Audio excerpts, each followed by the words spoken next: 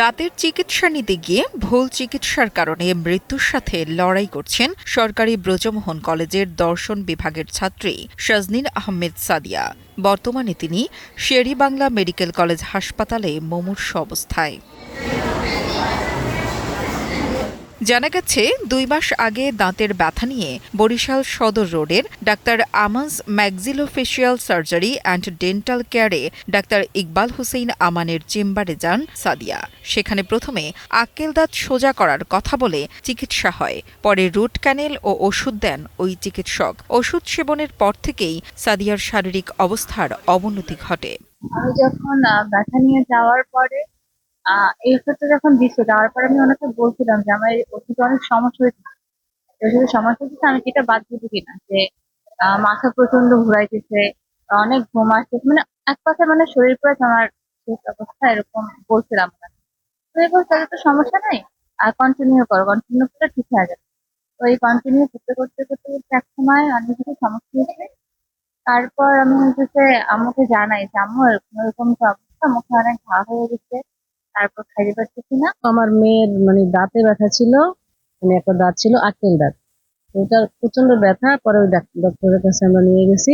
প্রথমত তিনি ওষুধ দিয়েছেন, ব্যথা ২-১ দিন বন্ধ থাকতো, আবার ব্যথা শুরু হতো। তখন আবার বলতাম যে ভাইয়া এরকম তো ব্যথা শুরু হয়েছে, তাহলে নিয়ে আসেন, আগামীকালকে নিয়ে আসেন বা আজকে নিয়ে আসেন। পরের বার বললো যে ওই দাঁতটা আক্কেল দাঁত ওটা বের হইতে পারতেছে না, অপারেশন করে বের করতে হবে। তো অপারেশন করার পরে মানে এটা বের করে দিচ্ছে।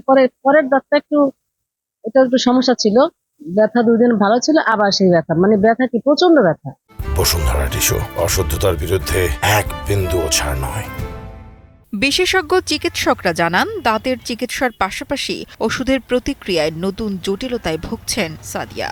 সংকটজনক অবস্থায় ২৬ সেপ্টেম্বর তাকে ভর্তি করা হয় শের-ই-বাংলা মেডিকেল কলেজ হাসপাতালে। একটা মেয়ে আসছে আমার কাছে ঠোঁটে এবং মুখে ঘা নিয়ে, সাথে চোখের মধ্যেও ঘা ছিল।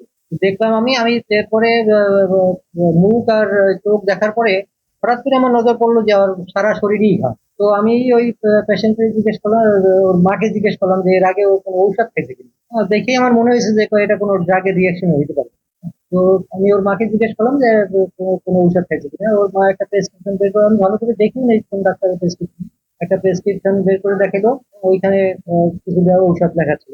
আমার কাছে মনে হলো যে একটা ঔষধের রিয়াকশনে এরকম একটা সমস্যা হইতে পারে। হ্যাঁ, কিছু ঔষধ, একটা ঔষধের রিয়াকশনে একটা রোগ হয়, একটা সাইড এফেক্ট হয়, যেটা স্টিভেন জনসন সিনড্রোম বলে। এদিকে ঘটনাটি জানাজানি হলে সদর রোডের চেম্বার বন্ধ করে আত্মগোপনে চলে গেছেন অভিযুক্ত চিকিৎসক ডাক্তার ইকবাল হোসেন আমান। একাধিকবার তার মুঠোফোনে যোগাযোগের চেষ্টা করলেও পাওয়া যায়নি।